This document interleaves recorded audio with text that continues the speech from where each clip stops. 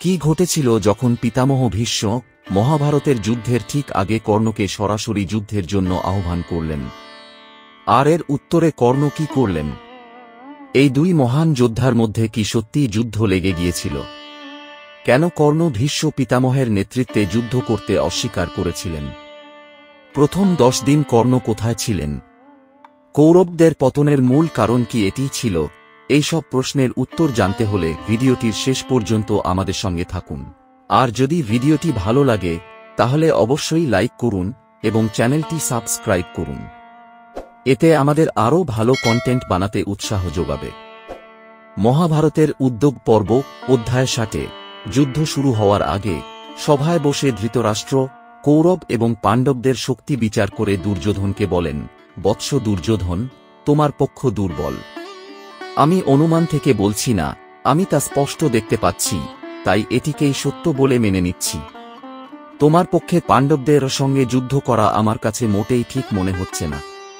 যদি এই বিরোধ শেষ করার জন্য সন্ধি ছাড়া অন্য কোনো উপায় না থাকে, তাহলে কুন্তিপুত্রদের সঙ্গে যুদ্ধ শুরু করাটাই ভুল হবে।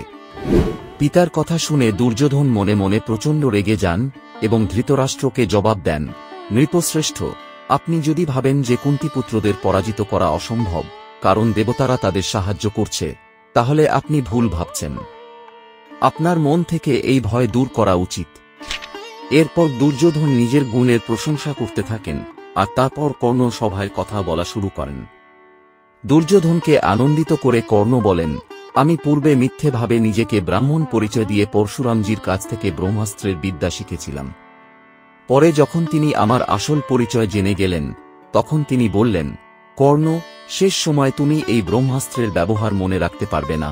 যদিও আমি গুরু পরশুরামের বিরুদ্ধে এক গুরুতর অপরাধ করেছিলাম, তবুও তিনি আমাকে কোনো অভিশাপ দেননি। এটা তাঁর থেকে আমার প্রতি এক বিশাল অনুগ্রহ। সেই ব্রহ্মাস্ত্র এখনও আমার সঙ্গে রয়েছে। আমার বয়সও এখন বিশেষ হয়েছে, তাই আমি পাণ্ডবদের পরাজিত করতে পারি। পুরো যুদ্ধের ভার আমার উপর ছেড়ে দিন।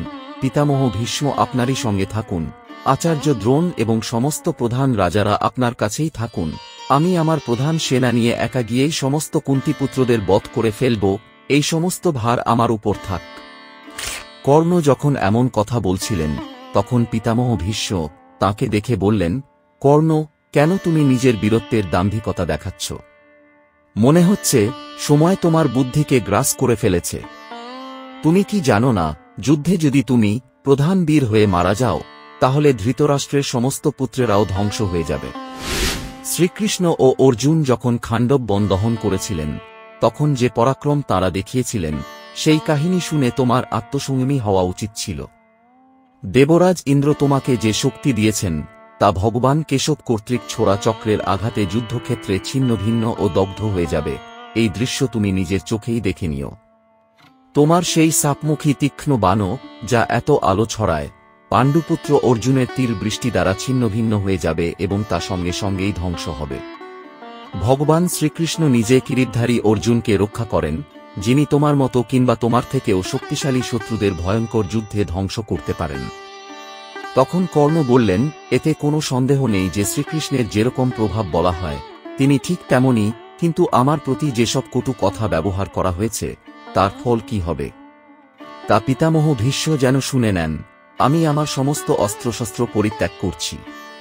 এখন থেকে পিতামহ ভীষ্ম আমাকে এই সভায় কিংবা যুদ্ধক্ষেত্রে আর দেখতে পাবেন না।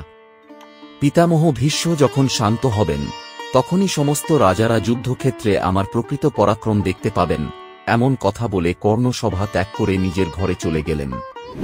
তখন পিতামহ ভীষ্ম কৌরবদের সভায় কর্ণকে বিদ্রূপ করে দুর্যোধনকে বললেন, সুতপুত্র কর্ণ কেমন সত্যব্রতী প্রমাণিত হল। সর্বপ্রথমে পাণ্ডবদের জয় করার প্রতিজ্ঞা করল, আর এখন যুদ্ধে অংশ না নিয়ে পালিয়ে গেল।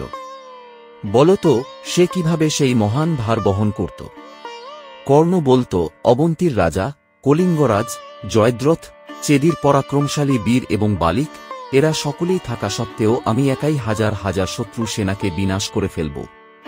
যখন কর্ণ পরশুরামের কাছে নিজেকে ব্রাহ্মণ বলে পরিচয় দিয়ে ব্রহ্মাস্ত্রের শিক্ষা নেয়, তখনই সেই পাপী কর্ণের ধর্ম ও তপস্যা শেষ হয়ে গিয়েছিল। এরপর যখন পিতামহ ভীষ্ম কৌরব পক্ষের রথী ও অতিরথীদের বর্ণনা দিচ্ছিলেন দুর্যোধনকে, তখন সব যোদ্ধাদের শ্রেণীবিন্যাস করে ভীষ্ম পিতামহ কর্ণ সম্পর্কে বললেন, এই যে তোমার প্রিয় বন্ধু কর্ণ, যে সব সময় তোমাকে পাণ্ডবদের সঙ্গে যুদ্ধ করার জন্য উৎসাহ দেয়, সে অত্যন্ত কটুভাষী, আত্মপ্রশংসায় ভরা এবং নীচ প্রকৃতির মানুষ। এই কর্ণ এখন তোমার বন্ধু সেজে আছে। সে অহংকারী তো বটেই, সেই সাথে তোমার আশ্রয়ে এসে সে অনেক উঁচুতে উঠেছে। কিন্তু কর্ণ যুদ্ধক্ষেত্রে না তো অতিরথী না তো রথী বলার যোগ্য। প্রতিটি যুদ্ধে সে নিজের বড়াই তো খুব করে, কিন্তু শেষে দেখা যায় যুদ্ধক্ষেত্র থেকে পালিয়ে গেছে। কর্ণ একদিকে দয়ালু আবার অন্যদিকে অমনোযোগী। তাই আমার মতে সে একজন অর্ধরথী। অর্জুনের মুখোমুখি হলে সে কোনোদিনই জীবিত থাকতে পারবে না। এই কথা শুনে কর্ণ প্রচণ্ড রেগে গিয়ে পিতামহ ভীষ্মকে বললেন, পিতামহ, যদিও আমি আপনার কোনো অপরাধ করিনি, তবুও আপনি সবসময় আমার প্রতি বিরূপ থাকেন। সেই কারণেই আপনি প্রতিটি পদে, প্রতিটি সময়ে আপনার এই বাক্য বাণের আঘাতে আমাকে আহত করে চলেছেন। আমি কেবলমাত্র দুর্যোধনের সম্মানের জন্য সবকিছু নীরবে সহ্য করে যাচ্ছি। কিন্তু আপনি আমাকে যেন একেবারে মূর্খ আর কাপুরুষের মতো মনে করবেন না। আপনি যে আমার বিষয়ে অর্ধরথী মন্তব্য করেছেন, তা শুনে সমস্ত জগৎ নিশ্চয়ই এইরকমই বিশ্বাস করবে।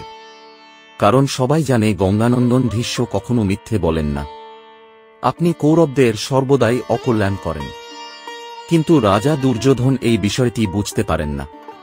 পিতামহ, কেবল কারো বয়স হয়েছে, দাড়িচুল সাদা হয়েছে, অথবা তার বহু ভাইবান্ধব রয়েছে, এই কারণে কাউকে মহারথী বলা যায় না। আপনি পক্ষপাত ও বিদ্বেষে অন্ধ হয়ে গেছেন। তাই নিজের ইচ্ছামতো রথী ও অতিরথীদের শ্রেণী বিভাগ করছেন। মহারথী দুর্যোধন, আপনি ভালোভাবে ভেবে দেখুন, এই ভীষ্ম, যিনি বিদ্বেষে ভরপুর, তিনি আজ আপনার ক্ষতি করছেন। আপনি এখনই একে ত্যাগ করুন। আপনি তো নিজের চোখেই দেখছেন, তিনি আমাদের সাহস ও উদ্দীপনা প্রতিনিয়ত ধ্বংস করে দিচ্ছেন। এদের মতো রথীর বোঝার লোক আর কাকে পাওয়া যাবে? একদিকে জ্ঞানহীন ভীষ্ম আর একদিকে যুদ্ধের বাস্তবতা। আমি একাই পাণ্ডবদের সেনাবাহিনীকে থামিয়ে দিতে পারব। এই মন্দবুদ্ধি ভীষ্ম, যার জীবনের সময়সীমা প্রায় শেষ হয়ে এসেছে, তাকে বোঝানো সম্পূর্ণ বৃথা। শাস্ত্রে বলা হয়েছে, বৃদ্ধদের কথা শোনা উচিত। একটা ঠিকই, কিন্তু যারা একেবারে জীর্ণ, বয়সের ভারে নতজানু, তাদের কথা শুনে কোনো লাভ নেই। আমি একাই এই যুদ্ধে পাণ্ডব সেনার বিনাশ করব, অথচ জয় ও সম্মান যাবে ভীষ্মের ভাগ্যে। রাজন, আপনি এই ভীষ্মকেই সেনাপতি করেছেন। জয়ের গৌরব সবসময় সেনাপতিরই হয়। সাধারণ যোদ্ধারা কোনোভাবেই সে গৌরব পায় না।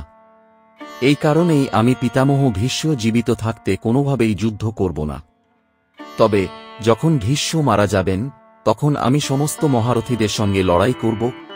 পিতামহ ভীষ্ম উত্তরে বললেন, সুতপুত্র কর্ণ, এই মহাযুদ্ধে দুর্যোধনের কাঁধে থাকা এক সাগরের মতো বিশাল ভার আমি নিজের কাঁধে তুলে নিয়েছি।